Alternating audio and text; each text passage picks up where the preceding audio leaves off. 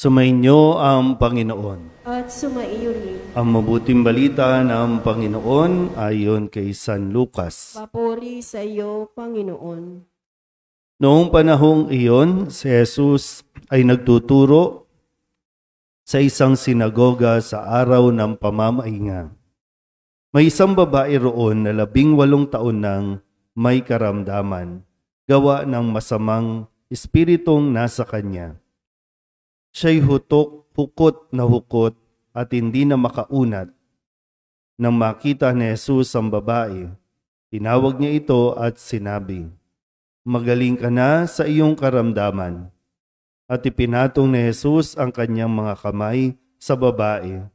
Noon di nakaunat ito at nagpuri sa Diyos. Ngunit nagalit ang tagapamahala ng sinagoga sapagkat nagpagaling si Jesus sa araw ng pamamahinga. Kaya't sinabi niya sa mga tao, "May 6 na araw na inilaan upang ipagtrabaho. Pumarito kayo sa mga araw na iyan upang magpagaling, at huwag sa araw ng pamamahinga." Sinagot siya ng Panginoon, "Mga mapagpaimbabaw, hindi ba't kinakalag ninyo sa sabsaban ang inyong baka o asno at dinadala sa painuman kahit araw ng pamamahinga? Ang babaeng ito na mula sa lipi ni Abraham ay ginapos ni Satanas sa loob ng 18 taon. Hindi ba dapat na siya'y kalagan kahit na araw ng pamamahinga?" Napahiya ang lahat ng kalaban ni Jesus sa sagot niyang ito, at nagalak naman ang madla sa mga kahangahangang bagay na ginawa niya. Ang mabuting balita ng Panginoon. Pinupuri ka namin, Panginoong Hesukristo. Maupo po ang lahat. Isang magandang umaga po sa inyong lahat. Bago po kayong magsitungo sa inyong mga voting precinct, ay atin po muna na pagnilayan at pagdasalan ang atin pong gagawing mga desisyon sa araw na ito.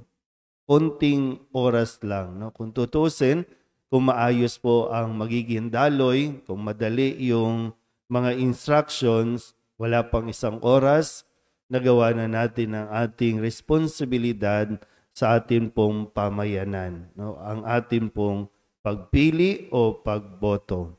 Nawa ang mapili natin ay mayroong kakayahan talagang tumulong sa pangangailangan o mag-abot ng pangangailangan sa kanyang mga kabarangay. Ito yung isang katangian na dapat nating tinitingnan. Sa Ebanghelyo, ipinaalala sa atin ni Jesus na ang pagtulong, ang pagbibigay tulong ay walang pinipiling kahit sino. Kung mga ilangan ng tulong, kung kayang tulungan, tumulong. Kahit anong oras, kahit anong araw, kahit araw ng pamamahinga. Kaya nga dito, sabi dito, araw ng pamamahinga, habang siya po ay nagtuturo, may isang babae na nakita niyang may karamdaman. Kung tutusin, siguro alam naman ng babae, na kahit na may karamdaman siya, alam niya yung dapat gawin at hindi dapat gawin sa araw ng pamamahinga. Hindi ko alam kung mayroon pa siyang pag-iisip para pumaroon sa sinagoga at makinig. Dahil kung titingnan natin, nakita siya ni Jesus. Nakita siya ni Jesus. Hindi katulad ng iba na mga kwento na sila yung sumusugod, sila yung sumisigaw para mapansin ni Jesus. Pero dito, siya ay nakita ni Jesus at tinawag siya ni Jesus. Alam na ni Jesus yung sitwasyon, alam niya ni Jesus kung ano yung sakit nito. Kaya, hindi nagdalawang isip si Jesus na pagalingin ang babaeng ito. Sabi nga ni Jesus, magaling ka na sa iyong karamdaman. Ganun lang naman ang ginawa. Hindi sinabi na hinawakan Kasi yun yung isa sa mga tinitingnan, no? Kung magtatrabaho ka ba sa araw ng pamamahinga, yung gawain, yun yung pagkilos, yun yung bawal. Pero, ang sabi lang ni Jesus, magaling ka na. Yun lang ang sinabi niya. At naiunat na ng babae ang kanyang kamay at nagpasalamat na sa Diyos. So walang pinipiling oras, araw, maging kasarian o maging kung anuman ang katayuan ng isang tao. Kung merong kapasidad na tumulong, tumulong. Ang nakakalungkot lang ay, sabi dito, matapos na siya ay magpagaling, mayroong mga nasaktan. Nasaktan ng ego, yung kanilang pride. Kasi nga, sabi mo, ang dinahilan nila, 6 na araw, pumunta kayo dito. Huwag sa araw ng pamamahinga. Pero for 18 years, 18 years, itong mga nagmamagaling, mga nagmamarunong na ito, wala namang ginawa doon sa babae na mayroong sakit. For 18 years. Tapos ito na yung pagkakataon na mayroong nagpagaling, doon naman sila nasaktan.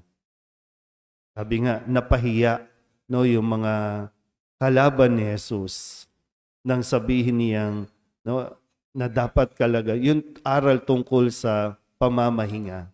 Pero meron din naman, sabi nga, mga madla o mga taong humanga sa ginawa ni Jesus. So, ganun ang realidad ng buhay. Kung tutulong ka, o pwedeng masamain ka ng iba, o ikatuwa ng iba. So, either way, gawin mo kung ano ang tama at mabuti. Kaya nga isa sa pinakamaganda at pinakamahalagang magagawa natin ay ang bumoto ng tama. O pwedeng may magsasabi sa iyong wala kang pakikiisa, wala kang pakikisama. Dahil hindi ka sumang-ayon sa kagustuhan ng iba. Mayroon din naman matutuwa dahil nanindigan ka. Pumili ka, boboto ka ng hindi dahil sa suhol, ng hindi dahil sa pabor, ng hindi dahil sa pera. Kundi bumoto ka at pumili ng ayon sa konsensya, ng ayon sa pagpili, ng pagninilay natin. So, panindigan lang. Huwag matakot at hayaan na. Kung ano man ang sabihin nila, malinis ang konsensya mo, gumawa ka ng mabuti, tumutulong ka, at ito ang pinakamagandang tulong na maibibigay mo sa barangay o sa lipunan. Amen?